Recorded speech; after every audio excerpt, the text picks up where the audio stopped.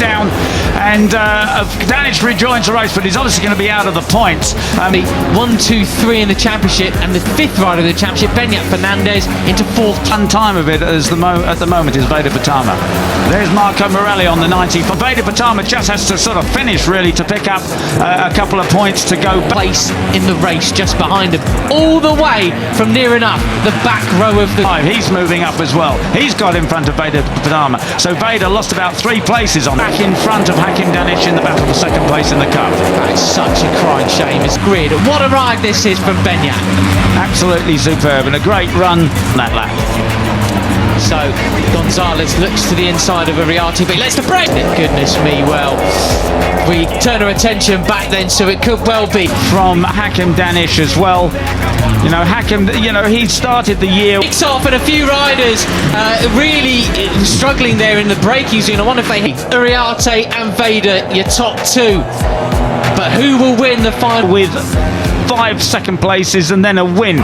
He can do it. It's just a mental. Hit a wet patch and tucked the front almost, but Mitani lost a place, as did Morelli, trying to avoid the race of the year. Morelli leads from Gonzalez, who really wants that fourth thing that has messed up the recent races for the Malaysian. He's obviously avoided him essentially.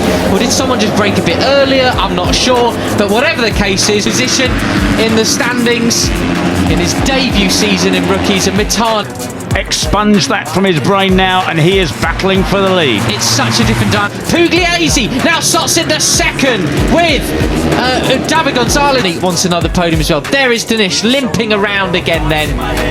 And it's something Peter for being the predator and the prey. You know, they were chasing him. All just behind. Pratama back up to 4th. And Danish and Pratama are right. Thing that Marco Morelli said yesterday. He said, when you're aware that the guys around you are all the time throughout the season, but now he's on the back foot again. Ariati's the one with together there. They're sorting themselves out for the second place in the cup. Danish up into battling for the cup, and you're not in the running. He said some part of you wants to say, okay, I've more things to lose per se, with a 4 points gap out the lead, and it's amazing. 5th now as well, just off the back of this group. He's the real beneficiary of the melee that better, keep away from them. He said, but I don't think like that. He said, you've just got to race, and how that could just change a rider's mentality. Yeah, absolutely. Uriarte turns 1 and 2, but it's Pugliese now leading. The Italian in front of them not make any mistakes, and that's what he did superbly yesterday. Maybe he's a little bit even more. He's very strong mentally, and he actually had the better line. The home crowd, and there's plenty of people to cheer him on this weekend. He wasn't thrilled at yesterday's race at all. Care to the win today because he's out front and he's ahead of the number 11, and Veda through there. He got the drive out of it. Veda caught him going into the corner, but this is his chance to sign in front of his home crowd. Oh, and he's looking at David Gonzalez. Pure respect is Marco Morelli, isn't he? Really like Brian Uriarte flicked it right and then left better to get the drive out. Determined, they're weaving and bucking around there as he on the brakes. But that attitude from him, and this is him back to his very, very best. What a out. On that penalty as well for Mon and Yane due to exceeding track limits. He gets it turned okay. We've got Veda Pratama just losing a place way to sort of announce yourself onto the Moto3 grid permanently. You will be seeing him. He's down in 20th at the moment, fighting with Plonk, who also had a long lap penalty.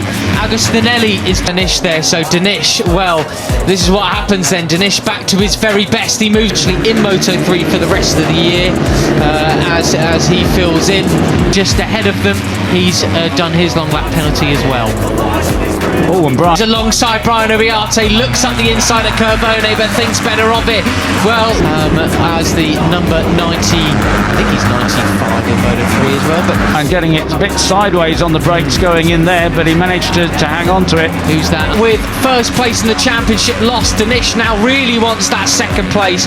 We've already seen him a couple of times, but we'll be seeing him permanently as well next year as well. Right, we're into the... That's Agostinelli just gone down, having just completed his long lap penalty. That's a big move up into the Moto3 World Championship win. And it still is the number 31 in front, second part of the race now. And Marco Morelli still has the advantage, but David Gonzalez looking for a way... Jane for the Vietnamese rider. Yeah. presumably Villa Pugliese, the 16-year-old Italian. We are all Past any time. Bruno Riarte has been pushed back there to the back of that pack, but ruined his concentration, having to do the long lap penalty, and caught himself out. Anyway, back. concertinaing up, aren't we? Veda Pratama just off the back.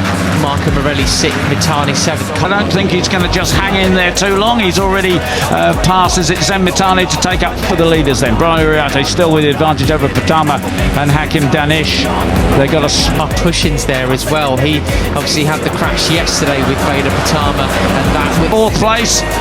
Veda Pratama, and Brian goes inside. That's an unusual line for very, very slight advantage over the 17 of Yaroslav Kapushin. you know, very unfortunate. No long lap for Karpushin. I mean, that was a pure racing incident when there's that many by him, but he's got that low gear. He can get the drive out, and he does so. He's a long Kurdistani rider. Just what a tick up in form he's had since that pole in riders in such a short literal space. You know, things are going to go wrong, aren't they? And side Veda Pratama, 51 and 54 side by side down the back straight ahead. That front row start and podium back in Germany. Fastest lap for the race so far for Guillaume Planck, the Frenchman, in 10th of the 34 of Zen Mitani through the super fast flat out right-hander. Really, really impressive. One of the youngest riders on the Rookies Cup grid, isn't he? Is Hakim place. And then Kermantines, the Venezuelan, had that yesterday as well. 146. And Brian not allowing. Danish went very wide there. That could have been a long lap penalty for Danish. 6.5 was substantially slower than yesterday, but with the wet patches around, that's no surprise. Marco Morelli or David Gonzalez to get away. He wants to get back on the tail there. He was certainly right on the edge of the white. Did he actually go onto the green? That is.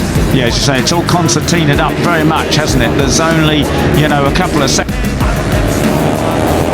Superb. Just the five of them now. They really is the question. And he's still there in third place, and Christian Daniel seconds covering the top 19 or so. Carter Thompson up into 12th place. They have split away from Karpushin and the rest. Yeah, 1.6. Junior up into 5th again. I think somebody way off in the green there. Christian Daniel Jr. He lost. Yesterday he finished up in 6th position. That is a really, really good rush. The gap was last time around. But Karpushin, you know, very, very strong rider. Set first a few places, perhaps, when that messy lap occurred from the Australian up from 12th position. He was there, said it's all right.